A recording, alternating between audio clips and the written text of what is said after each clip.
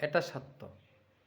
তার মানে ইসলাম প্রতিষ্ঠিত হলে সেখানে শান্তি আসবে, অবশ্যই, এতে কোনো সন্দেহ নেই।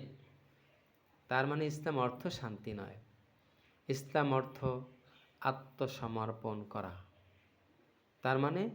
তার মানে হলো, যতদিন আমি অনেক অন্য অপরাধ করেছি,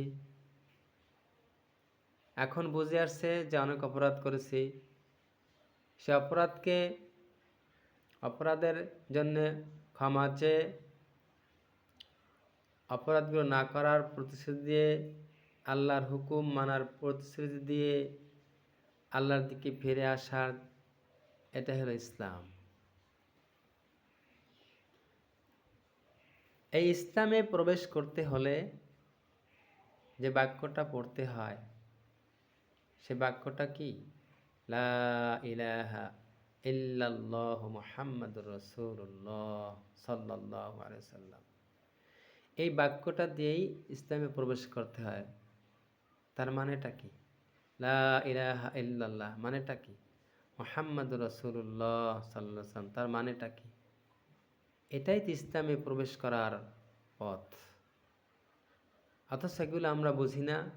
আমরা পড়ি সবাই, জিকিরও করি, লা ইলাহা ইল্লাল্লাহ, লা ইলাহা ইল্লাল্লাহ, লা ইলাহা ইল্লাল্লাহ। ভালো কথা, কিন্তু এটার মানেটা তো আমরা বুঝলাম না। শুধু ঠোঁট দিয়ে, মুখ দিয়ে শুধু পড়েই গেলাম, কলিজার মধ্যে ঢুকলো না যে লা ইলাহা ইল্লাল্লাহর মানে কি। লা ইলাহা ইল্লাল্লাহর অর্থ জিজ্ঞেস করা হয়, তাও আমরা অনেকে বলতে পারি না। জিকির ঠিকই করি, কিন্তু লা ইলাহা ইল্লাল্লাহর যে অর্থ, তাও আমরা অনেকে জানি না। অথচ নামাজ পড়তেছে, রোজা করতেছে, সব কিছু করতেছে, তো জিজ্ঞেস করে লা ইলাহা ইল্লাল্লাহর অর্থ কি, বলতে পারে না। অত্যন্ত দুঃখের বিষয়, এমন একটা হতভাগা জাতি আমরা, নিজেরা শেখার চেষ্টা করি না, কেউ আমাদেরকে শিখাইলও না। লা ইলাহা ইল্লাল্লাহর অর্থ, আল্লাহ ছাড়া প্রকৃত কোনো মাবুদ নাই। তার মানে এটা তো শাব্দিক অর্থ। তার মানে কি? তার মানে হলো যে আল্লাহ ছাড়া কারো হুকুম মানা যাবে না, কাউকে ভয় করা যাবে না, কারো আদেশ মানা যাবে না, কারো নিষেধ মানা যাবে না। তার মানে সমস্ত হুকুম হাকাম, আদেশ নিষেধ মানতে হবে একমাত্র, শুধুমাত্র, কেবলমাত্র আল্লাহর। এটাই হলো লা ইলাহা ইল্লাল্লাহ। কিন্তু আমরা লা ইলাহা ইল্লাল্লাহ মুখে পড়ি, আর যত আকাম কুকাম তাও করি। তার মানে বোঝা গেল লা ইলাহা ইল্লাল্লাহ আমি বুঝি নাই। আমি লা ইলাহা ইল্লাল্লাহর মানে বুঝি নাই। তো লা ইলাহা ইল্লাল্লাহর মানে বুঝলে তার পক্ষে কোনো অন্যায় কাজ করা সম্ভব নয়। মুহাম্মাদুর রাসূলুল্লাহ, এরপরই আসলো মুহাম্মাদুর রাসূলুল্লাহ সাল্লাল্লাহু আলাইহি সাল্লাম। তার মানে আমি আল্লাহর হুকুমগুলো যে মানব, কিভাবে মানব? আমি সালাত আদায় করব, আল্লাহর হুকুম সালাত আদায় করা, সিয়াম পালন করা, হজ করা, যাকাত করা, কিভাবে করব? এগুলো তো কোরআনে নেই। এগুলো পদ্ধতিটা কি? আর এই পদ্ধতিটার নামই হলো মুহাম্মাদুর রাসূলুল্লাহ। এর অর্থ হলো হযরত মুহাম্মদ সাল্লাল্লাহু আলাইহি সাল্লাম আল্লাহর রসুল। তার মানেটা কি? তার মানে হলো আল্লাহর যে বিধিবিধানগুলো দিয়েছেন, তা হযরত মুহাম্মদ সাল্লাল্লাহু আলাইহি সাল্লামের মাধ্যমে সেই বিধিবিধানগুলো পালন করার পদ্ধতি, সিস্টেম দিয়ে দিয়েছেন। সুবহানাল্লাহ।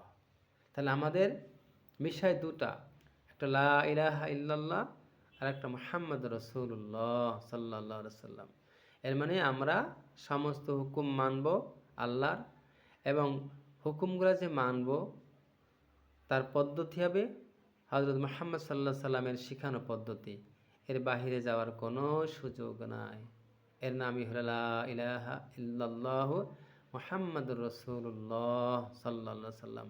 তাহলে এইটাই তো ইসলাম, এটার নামই তো ইসলাম। সমস্ত হুকুমগুলা মানব, তার মানে নিষেধগুলা বর্জন করব। আল্লাহ তাআলা যেগুলো নিষেধ করেছেন বর্জন করব, আর যেগুলো করতে বলেছেন সেগুলো পালন করব। এটার নামই তো ইসলাম। সুতরাং আর ইসলাম যে পালন করবে, ইসলাম যে প্রবেশ করবে, তাকেই তো বলা হয় মুসলিম। সুতরাং কোনো মুসলিমের নিজের মন মতো করে চলার কোনো সুযোগ নাই। মৃত্যুর আগ পর্যন্ত প্রত্যেকটা মুহূর্ত আল্লাহর হুকুমের মধ্যে থাকতে হবে, রসুলের পদ্ধতির মধ্যে থাকতে হবে। এর নাম হইল ইসলাম। আল্লাহ আমাদের সবাইকে পরিপূর্ণভাবে ইসলাম পালন করা তৌফিক দান করুন, আমিন। আল্লাহ তাআলা কোরআনে কথা বলে দিয়েছেন, ইয়া আইয়ুহাল্লাযীনা আমানু উদখুলু ফিস-সিলমি কাফাহ ওয়া লা তাত্তাবিউ খুতুওয়াতিশ শাইতান।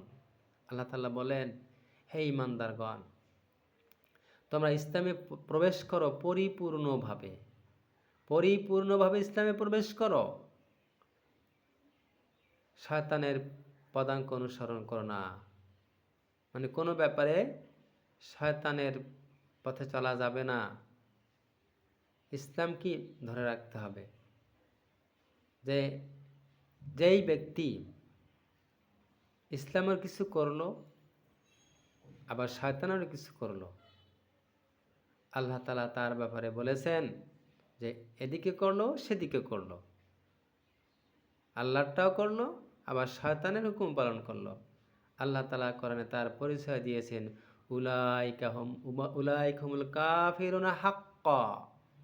এরা হলো আসল কাফের, নাউজুবিল্লাহ। আল্লাহ তাআলা আমাদেরকে এই বিষয়টা সঠিকভাবে বোঝার, আমল করার মতো তৌফিক দান করুন, আমিন। আসসালামু আলাইকুম ওয়া রাহমাতুল্লাহি ওয়া বারাকাতুহু।